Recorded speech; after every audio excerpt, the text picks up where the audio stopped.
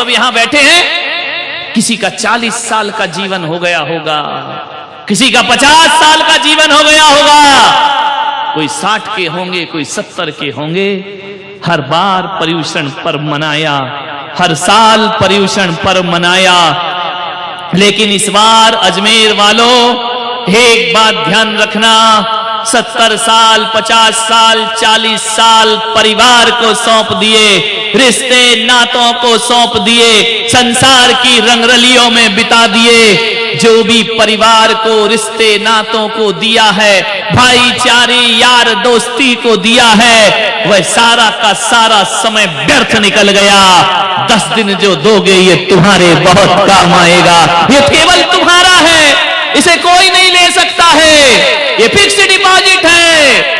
कि 10 दिन तक यदि तुमने अच्छे से साधना कर ली तो एक बात मान के समझना कि जीवन में हमने 10 दिन का ये जीवन बीमा करा लिया है, ये लाइफ इंश्योरेंस है। एक बात ध्यान रखिए, घर में जीवन बीमा कराते हो, दुर्घटना में मौत हो जाए तो बीमा का पैसा किसको मिलता है? बोलिए। जिंदगी बर्बाद कर दी, पैसा मिलेगा पत्नी को और बच्चों को, लेकिन मेरी सभा में भी आज जीवन बीमा हो रहा है तुम्हारा। और एक बात याद रखना, ये पुण्य का वो जीवन बीमा है, यदि आपने मेरे यहां बैठकर और जिनेंद्र के दरबार में लाइफ इंश्योरेंस करा लिया तो एक बात याद रखना, मर भी गए तो पत्नी को नहीं मिलेगा, तुम्हारा तुम्हें ही प्राप्त होगा। इस जन्म में भी प्राप्त होगा, आने वाले जन्म में भी प्राप्त, जन्म जन्म तुम्हें ही मिलेगा। इसका ब्याज कोई और नहीं ले सकता है, ध्यान रखना। ये हमारे जीवन की सबसे बड़ी कमाई है। छल मत करना। 10 दिन तक विशुद्ध आध्यात्मिक साधना करना। एक आदमी बोले, महाराज क्या हम अपनी दुकान, अपने दफ्तर में यही कपड़े पहनकर जाएंगे? मैंने कहा कमाल कर दिया, अपना धर्म तो पहनने का ही नहीं है मेरे भाई, तुम्हें तो कम से कम ये पहना रहा हूं मैं तुमको, तो लोग क्या कहेंगे? पागल हो गया, ये जैनी लोग पागल हो गए, ये सफेद सफेद धोती दुपट्टों में कहां घूम रहे? ऐसा कोई नहीं कहेगा। जब ईद आती है, रमजान आता है, हर मुसलमान के सिर पर एक टोपी हुआ करती है, ध्यान रखिए। जब आता है सावन का महीना, हर हिंदू परंपरा भगवा पहनकर कांवड़ पर जल की यात्रा लेने जाता है। उसे देखकर लगता है कि इनका त्योहार आया है। आज तुम भी गुजरो सड़कों से, लोग कहेंगे जैनियों का त्योहार आया है, जैनियों का पर्व। इन पर मत देखो, ये तो बेचारे ताली बजाने को आए हैं, जान। इन्हें देख के कौन कहेगा जैन साहब जा रहे हैं? यदि चले गए तो क्या दिक्कत है? अपनी संस्कृति, अपनी सभ्यता और अपनी परंपराओं में शर्म महसूस मत करो, इसमें गर्व महसूस करिए। आज महिलाएं यहां से घर जाएंगी, सफेद सफेद पूरे रोड में, ध्यान रखना, जो भी देखेगा कहेगा जरूर कोई साधक जा रहे हैं, कोई साधिकाएं जा रही हैं, ध्यान रखना।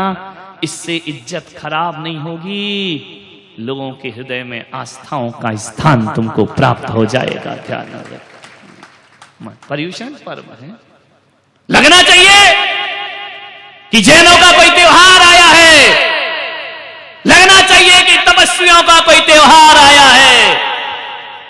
सफेद वस्त्र जीवन के त्याग का प्रतीक है। ऐसा मत करना महिलाएं, संकल्प है तुम्हारा, ये नहीं कि घर गए तो रंगीन वस्त्र पहन लिए, दिन भर आपको यही पहनना है। 2 साड़ी किस लिए दी गई है? जो शिविर में उनको 2 मिलेंगी, अभी मिलेंगी, चिंता मत करो, मिलेगी, टेंशन मत। कितनी जल्दी प्राण निकले। एक महाराज पति की 1000 तो छुड़वा दी, तुम भी 2 नहीं दे रहे हो।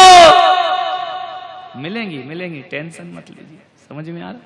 सफेद एक साड़ी में कैसे रहोगी? एक में तो माता जी भी नहीं रहती, उसको भी 2 लगती है।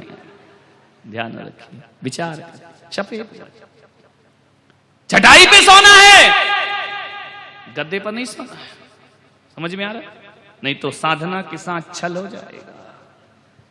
बन जाइए एक दिन, चिल्लाते हो मां का लाल कैसा हो, पुलक सागर जैसा हो, पड़ोसी कहीं। तुम कब बनोगे?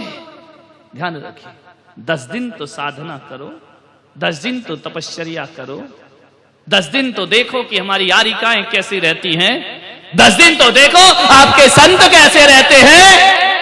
क्या पूरी 100 साल 50 साल की जिंदगी में 10 दिन भी संत का जीवन नहीं जी सकते हो? 10 दिन इतना मुश्किल है, फिर जो जीवन भर साधु बने हैं उनकी निंदा करना आसान है, लेकिन संत का जीवन जीना बहुत कठिन काम हुआ करता है। अरे मुनि बनना कोई खेल नहीं है, बच्चों का तेल निकल जाता है। अच्छों का ध्यान रखिए। एक दिन नहीं होती साधना, 10 दिन सन्यास नहीं होता। जीवन भर सन्यास लेकर कैसे जीते हैं संत लोग? बड़ा सुकून मिलेगा, बड़ा आनंद मिलेगा। हर बार तो पर्यूषणों में मंदिरों में पूजा की, पूजा तो आज भी है। यहां बैठकर शास्त्रों में कहा है कि जो सामूहिक बैठ करके पूजा करते हैं उनको सामूहिक पुण्य की प्राप्ति हुआ करती है। तुम पढ़ते हो शास्त्रों में, पूजाओं में कि सम्मेद शिखर की अमुक टोक से इतने मुनियों को मोक्ष हुआ है, हजारों लाखों मुनि मोक्ष गए।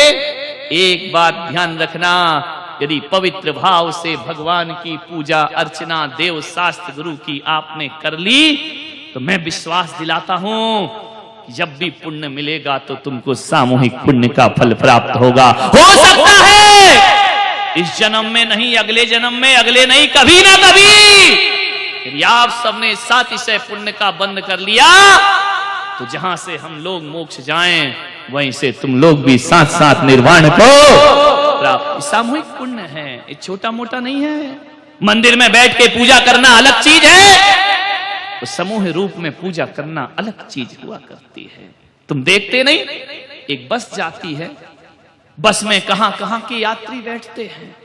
कोई अजमेर का बैठता है, कोई जयपुर का बैठता है, कोई उदयपुर का बैठता है, कोई नसीराबाद का, कोई किशनगढ़ का बैठ जाता है। कहां कहां के यात्री आकर के एकत्रित हो गए एक बस में। बस गई, पलट गई, सब मृत्यु को प्राप्त हो गए। एक्सीडेंट हो गया, मौत हो गई। क्यों? कोई कहीं रहता, कोई कहीं रहता, कोई कहीं पैदा हुआ, कोई कहीं पैदा हुआ। मरते समय सब एकत्रित क्यों हो गए? क्योंकि उन्होंने पिछले जन्म में सभी ने मिलकर कोई सामूहिक पाप किया होगा, इस कारण मरते समय सभी एकत्रित हो गए। और हम यहां बैठकर सामूहिक पुण्य कर रहे हैं। जब भी पुण्य का फल प्राप्त होगा सब एकत्रित हो जाएंगे, एक साथ आकर के वहां पर बैठ जाएंगे। ध्यान रखिए, ये कर्म है, छोड़ते नहीं है किसी को। ईमानदारी से, जितनी ईमानदारी होगी उतने नंबर आपको मिलेंगे। नंबर से मतलब आपके अकाउंट में आपके बैलेंस जमा होगा। ध्यान रखिए, बेईमानी होगी, पुलक सागर का कोई हानि नहीं है, तुम्हारी अपनी हानि है।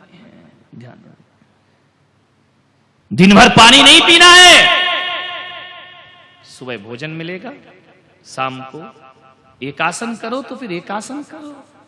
ये क्या है ढोंग कि एक आसन भी कर लिया और शाम को भी खा लिया, तो काहे का एक आसन? वो तो 2 आसन हो गया। हमने कहा ऊनोदर, तुमने कर लिया दूनोदर, डबल लेकर के आ गए। इच्छाओं को जीतिए, घबराइए नहीं। हमने कहा दिन भर पानी नहीं पीना, कई महिलाओं की आंखें फट गई। पहले से क्यों संकल्प करते हो कि पिएंगे? प्राण संकट में आ जाएं, कष्ट हो जाए, जब कुछ रास्ता ना दिखे तब वो मार्ग पकड़िए। ध्यान रखना, 2 तरह के लोग होते हैं धरती पर, 2 तरह के लोग होते हैं, 2 तरह के रास्ते होते हैं। एक अच्छा रास्ता होता है और एक बुरा रास्ता होता है। अच्छा रास्ता शुरू में कठिन लगता है लेकिन उसका परिणाम बहुत अच्छा आता है, और बुरा रास्ता चलते समय तो अच्छा लगता है लेकिन परिणाम बड़े घातक सिद्ध हुआ करते हैं। बुरे रास्तों से आज तक किसी को अच्छा परिणाम नहीं मिला है, चाहे लादेन हो, चाहे सद्दाम हो, चाहे रावण हो चाहे कंस हो, कि जब जीते थे तो रास्ता बुराई का इन्हें बहुत अच्छा लगता था, लेकिन रिजल्ट आपने देखा है क्या आया इनके जीवन में। गलत का रिजल्ट कभी अच्छा नहीं आ सकता है, अच्छे का रिजल्ट कभी गलत नहीं आ सकता। ध्यान रखना, पश्चाताप होना चाहिए, गिलानी होना चाहिए, घृणा हो जाना चाहिए हमें अपने जीवन से।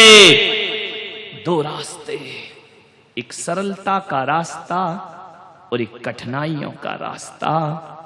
और जब जब मेरा मन कठिनाई के रास्ते को छोड़कर सरलता का रास्ता पकड़ता है, तब तब भीतर से ग्लानि होती है कि मैंने सरलता का रास्ता क्यों स्वीकार।